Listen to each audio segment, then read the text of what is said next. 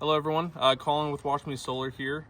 Just wanted to make a quick video and show you an example of what I would consider being a poor installation. This garden installation was done by a company that does not do garden installation on a regular occurrence.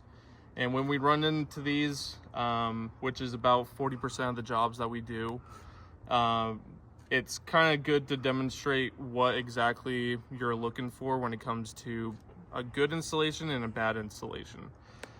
And so on this one right here, if you zoom into this portion of the guard, you can see right here that the guard is actually going up above the panel. And the biggest issue that you run into with something like this is, especially out here in Utah, when we get snow, especially on this front side of the array right here, once the snow is avalanching down from your solar panels, all that snow is just going to catch onto the guard and literally fold it and pull it out, kind of like what I just did right there, just because of the amount of weight and pressure that the snow is going to cause.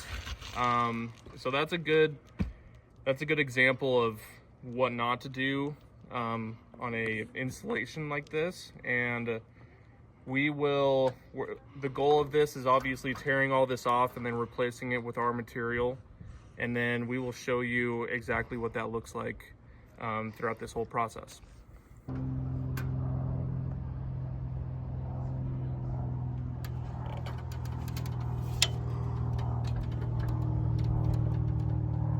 Seeing what I'm seeing here? When the company came out and got the guard installed, they completely missed this whole cutout area, which I can understand is a little sketchy to most people, but